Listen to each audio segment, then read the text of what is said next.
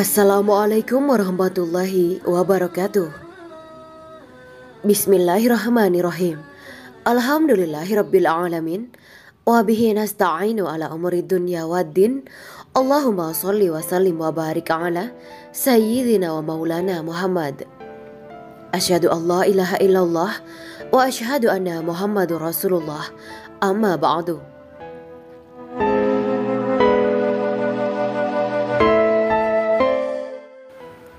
Kisah jin yang berdesakan ingin mendengar suara Rasulullah. Kisah jin yang berdesakan ingin mendengar suara Rasulullah dijelaskan dalam Sahih Muslim. Ketika Rasulullah Shallallahu Alaihi Wasallam berdiri dan membaca Al-Quran, dan ketika itu iblis melihat pintu-pintu langit ditutup dan tidak bisa lagi ditembus oleh iblis dan pasukannya. Saat itu iblis berkata, "Apa yang telah terjadi di barat dan timur sehingga kita tidak bisa lagi menembus langit?" Maka ketika mereka mencari di penjuru barat dan timur, mereka pun menemukan cahaya Rasulullah Shallallahu Alaihi Wasallam yang sedang berdoa dan membaca Al-Quran. Cahaya itu membuat para jin berdesakan untuk mendengarkan bacaan itu. Kemudian mereka beriman.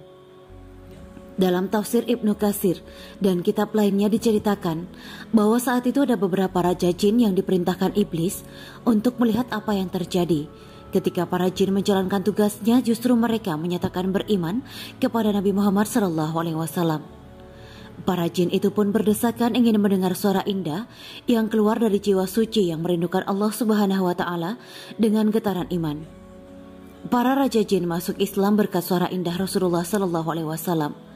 Dalam riwayat lain diceritakan, salah seorang sahabat yang sangat mencintai Rasulullah baru memeluk Islam.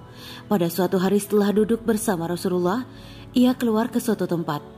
Melihat aurat wanita dengan sengaja, maka ia merasa telah berbuat dosa besar. Ia pun menyendiri ke atas gunung dan tidak mau lagi melihat wajah Rasulullah. Karena mata itulah, dia berbuat zina. Sehari, 2 hari, 3 hari, Rasulullah mendapat kabar dari Jibril alaihissalam. Rasulullah pun bertanya, "Di mana itu si Fulan? Tidak pernah hadir lagi sholat berjamaah. Tidak pernah lagi hadir di majelis."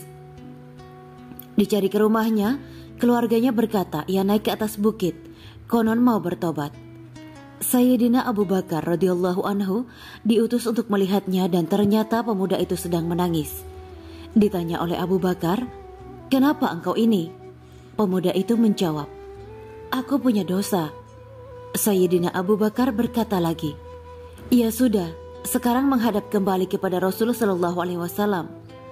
Pemuda itu menjawab, "Aku tidak berani melihat wajah Rasulullah.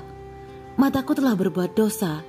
Mataku ini tidak pantas lagi melihat wajah Rasulullah Shallallahu Alaihi Wasallam." Kemudian Abu Bakar berkata, "Urusan adab dan malumu singkirkan dulu. Kau diperintahkan oleh Rasulullah untuk datang." Maka ia pun datang menghadap Rasulullah. Dan saat itu Rasulullah sedang melaksanakan sholat maghrib. Ketika ia mendengar bacaan Rasulullah dari kejauhan, ia pun terjatuh dan roboh karena tidak mampu mendengarkan indahnya lantunan suara Rasulullah. Pemuda itu pun dipapah oleh Abu Bakar dan terus masuk ke barisan sholat.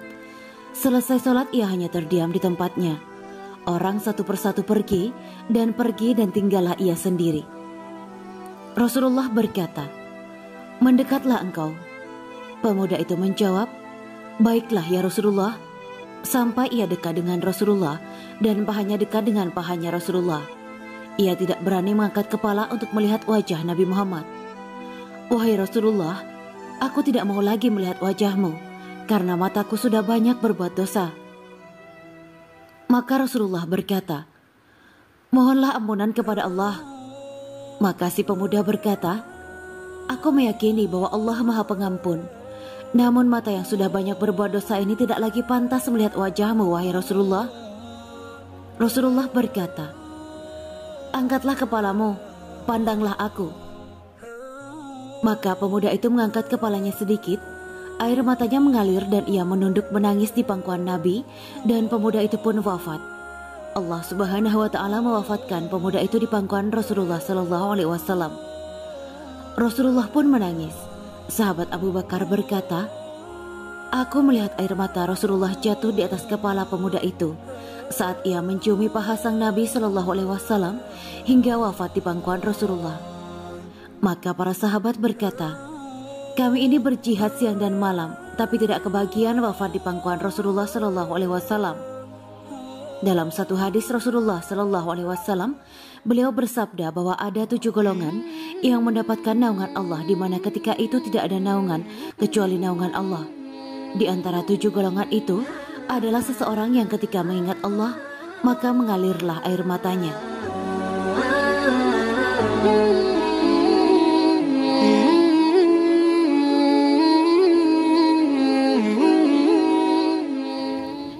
Demikianlah kisah Islami Bidadari Surga.